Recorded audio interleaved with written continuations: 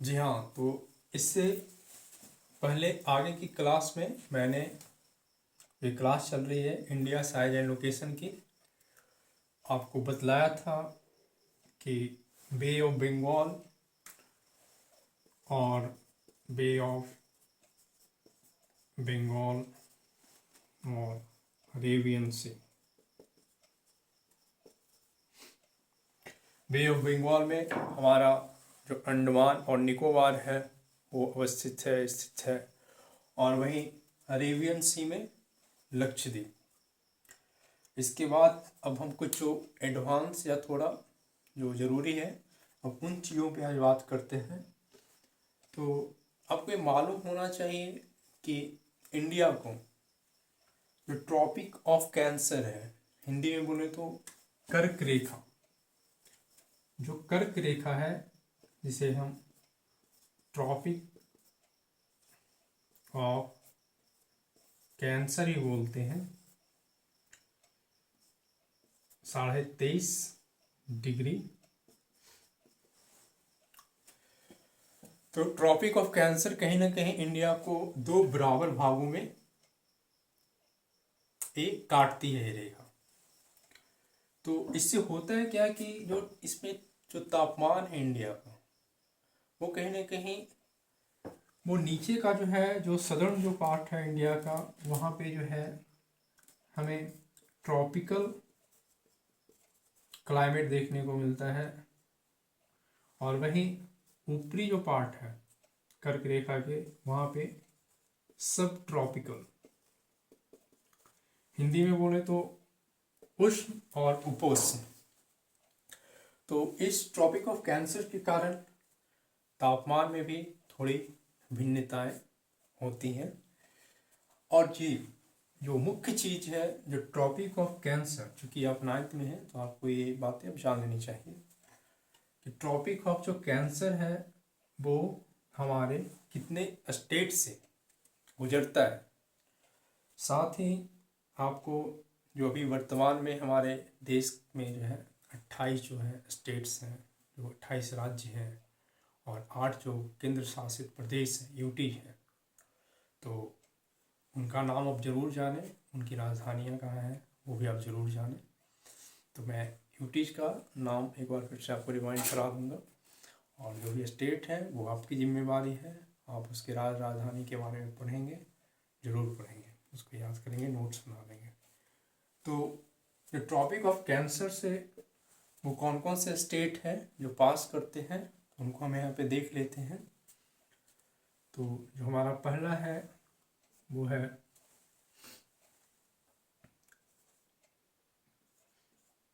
गुजरात, दूसरा राजस्थान, तीसरा मध्य प्रदेश, चौथा छत्तीसगढ़, फिर हमारा झारखंड,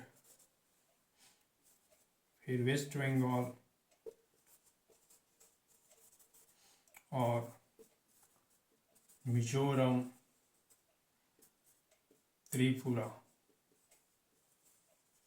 तो आप काउंट कर लें टोटल कितने ऐसे राज्य हैं जिससे कर्क रेखा होकर के गुजर रही है।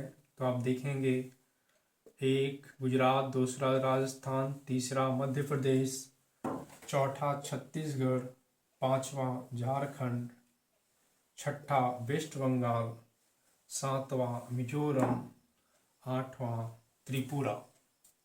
तो ऐसे 8 राज्य हैं, 8 स्टेट हैं जिनसे कि ट्रॉपिक ऑफ कैंसर गुजरती है, यानी कि इन्हें काटती है।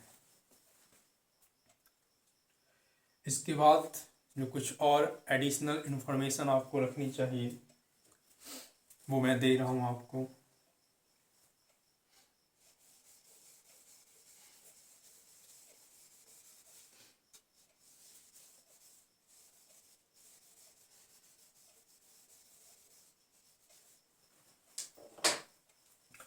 नीचे जो है हमारा इंडियन ओशन है, इंडियन ओशन है, बोले तो हिंद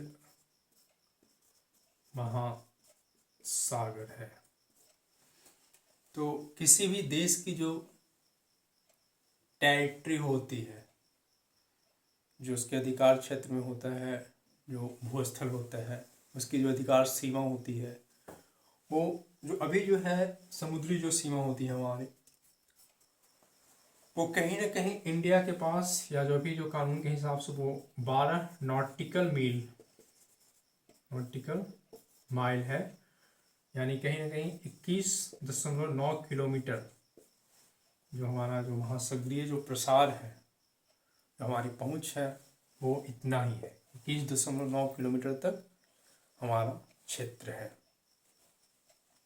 तो इसे भी आप याद रखेंगे, 12 नॉटिकल माइल और 21.9 किलोमीटर तक समुद्री विस्तार। एक चीज आपको और जो ध्यान में रखनी है वो यह कि इंडियन ओशन जो है हमारा बे ऑफ बंगाल, यानी जो बंगाल की खाड़ी है, और अरेबियन सी, अरब सागर और बंगाल की खाड़ी को मिला करके ही इंडियन ओशन नाम दिया गया है। इतना आप ध्यान में रखेंगे। अब ये बात हो गई, लोकेशन हमने देख लिया, साइज देख लिया।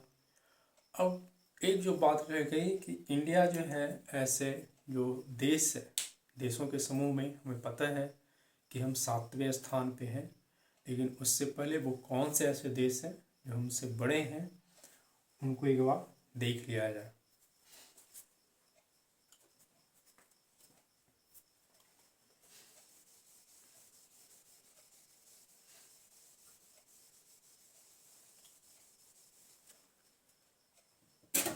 तो वैसे देश जो क्रम में हमसे बड़े हैं वो है, सबसे पहला जो है रसिया है, उसके बाद कनाडा है, फिर यूएसए है, यानी कि United states of America, USA है, फिर हमारा चाइना है, फिर ब्राज़ील है, ऑस्ट्रेलिया है, तब जा करके हम हैं, यानी कि 7वें स्थान पे। 7वें, 1 2 3 4 5 6 7।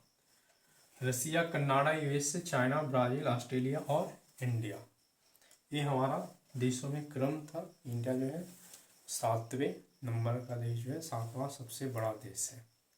ठीक है, तो ये छोटी सी जानकारी थी, और इस चैप्टर में हालांकि और कुछ ज़्यादा तो इन्फॉर्मेशन है नहीं। हाँ, जो छोटी छोटी चीज़ें हैं एक दो, मैं वो भी इसमें कर दूँ, वो भी आप देख लो कि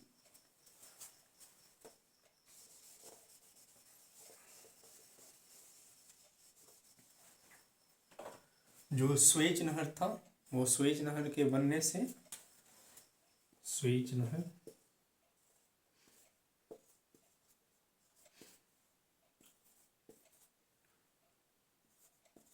ऐसे भी लिखते हैं, स्वेज क्या नाम, स्वेज नहर।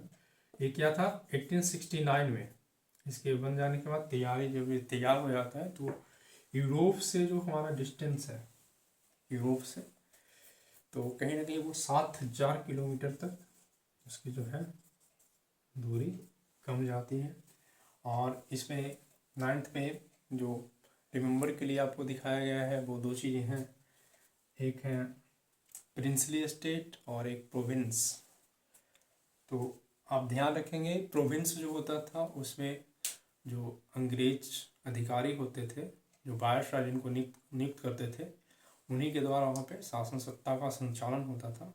बल्कि जो प्रिंसली स्टेट थे, जो राजा रजवाड़ा होते थे, या जो आनुवंशिक तौर पे जिनके बाप दादा खानदानी तौर से यहाँ के रियासत या नवाब जो भी होते थे, वो वहाँ पे प्रिंसली एस्टेट में उनका आधिपत्य होता था, अधिकार होता था। ठीक है, तो ये छोटी सी जानकारी, ये छोटा सा चैप्टर था, इन्फॉर्मेशन के हिसाब से देखा जाए तो ये महत्वपूर्ण था। तो आप इसे कोशिश करेंगे कि एक दो बार देखें तो आपका ये पहला चैप्टर काफ़ी अच्छा रहेगा। और मुझे लगता नहीं इससे अच्छा भी और कुछ हो सकता है, हालांकि होने को तो बहुत कुछ हो सकता है, लेकिन आपकी क्लास के हिसाब से, स्टैंडर्ड के हिसाब से इनफ है। तो आप प्रैक्टिस करेंगे। बाय। ठीक है।